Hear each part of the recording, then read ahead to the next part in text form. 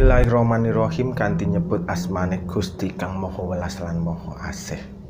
Assalamualaikum warahmatullahi wabarakatuh. Kita tentunya banyak mendengar mengenai puasa yang dilakukan oleh orang-orang Jawa. Orang-orang Jawa ada yang berpuasa aneh-aneh, ada yang berpuasa polo pendem, ada yang berpuasa muteh, ada yang berpuasa nyirih, ada yang berpuasa makan dedaunan yang biasa disebut dengan puasa ngidang, dan lain sebagainya. Ini adalah puasa-puasa yang diturunkan oleh para leluhur orang-orang Jawa. Akan tetapi sepenuhnya itu sudah dinetralisir oleh para pendahulu, sesepuh, dan wali pada zaman dahulu. Sehingga asimilasi atau peradaban yang berada di tanah Jawa sebenarnya itu sangat kompleks dan sangat memiliki dasar. Jika ada orang dari luar Jawa yang tiba-tiba mengharamkan puasa ini dan itu, maka hal itu patut dipertanyakan dan teman-teman bisa menyodorkan suatu dasar yang bisa diberikan secara logika. Misalnya adalah puasa ngebleng. Puasa ngebleng biasanya dilakukan oleh seseorang yang menginginkan ilmu atau kesaktian. Puasa ngebleng itu didapatkan atau diibaratkan suatu kisah yang dialami oleh Nabi Yunus ketika menghadapi kaumnya dan sulit untuk dinasihati dan sebagainya. Nabi Yunus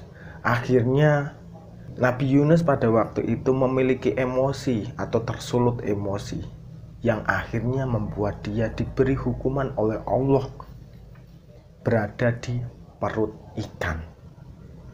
Ketika di perut ikan itu, beliau kurang lebih berada di sana selama 40 hari.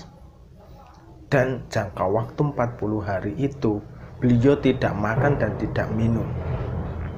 Apakah kuat? Pada kenyataannya, Nabi Yunus kuat menjalaninya. Dan diiringi dengan sebuah zikiran. Zikiran yang mengantarkan Nabi Yunus pada suatu tingkatan atau derajat yang mulia. Karena zikiran itu beliau mengakui keagungan Tuhan dan memohon maaf kepada Tuhannya. Dan pada akhirnya setelah 40 hari berada di perut ikan, Nabi Yunus akhirnya keluar. Dan ketika keluar, beliau berada di suatu pulau dan memakan tumbuh-tumbuhan. Tidak ada yang lain selain tumbuh-tumbuhan, beliau makan. Dan ini menjadi suatu titik atau cerita bahwa puasa ngidang atau puasa tumbuh-tumbuhan itu juga pernah dilakukan oleh Nabi. Jadi apakah kalau hal seperti ini dilakukan, orang-orang Jawa yang melakukan tirakat puasa yang aneh-aneh seperti itu, apakah salah? Tentunya teman-teman semua atau anda semua itu bisa mengambil intisari dari apa yang saya sampaikan tadi. Bahwa puasa atau tirakat orang-orang Jawa itu sangat memiliki dasar. Karena orang Jawa itu cenderung melakukan suatu tindakan itu berdasarkan dari referensi. Entah itu referensi dari para rasul, referensi dari para wali, atau referensi dari para sesepuh atau nenek moyang. Dan kecenderungan orang-orang yang melakukan tirakat atau mengajarkan suatu tirakat itu cenderung memiliki prosesi yang luar biasa, di mana salah satunya adalah bermeditasi atau mengasingkan diri di suatu hutan atau suatu gua untuk memperoleh wahyu atau petunjuk. Oleh karenanya yang bukan agama saja seperti Hindu dan Buddha, itu mereka memiliki akhlak atau ajaran akhlak yang cenderung baik. Kenapa hal ini demikian? Karena mereka memang mengambil intisari dari suatu kehidupan itu berdasarkan wahyu atau berdasarkan laku tirakat.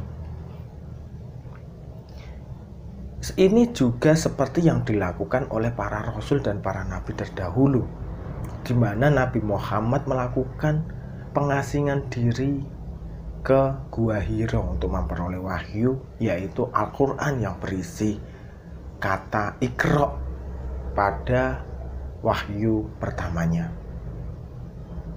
Terus ada lagi Nabi Musa yang melakukan pengasingan diri untuk menjemput wahyu dengan berpuasa selama 30 hari, kemudian disempurnakan menjadi 40 hari di suatu bukit.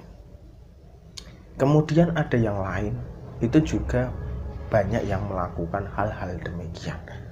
Seperti ibu dari Isa juga melakukan puasa diam, puasa bisu, dari orang Jawa menyebutnya itu puasa bisu. Dan ini menjadi suatu jalan yang terbaik, menjadi suatu petunjuk, karena beliau diberitahu oleh malaikat Jibril disuruh berpuasa, dan biar Allah sendiri yang memberitahu mereka atau memberikan suatu petunjuk kepada orang-orang yang membenci ibunya Isa pada waktu itu. Dan ini bukan dongeng semata, karena ini sudah masuk di dalam Al-Quran. Semoga teman-teman bisa mengambil intisari dari suatu tirakat, bahwa berbagai tirakat yang dilakukan itu tidak akan sia-sia dan akan memberikan hasil yang luar biasa. Demikian, wassalamualaikum warahmatullahi wabarakatuh.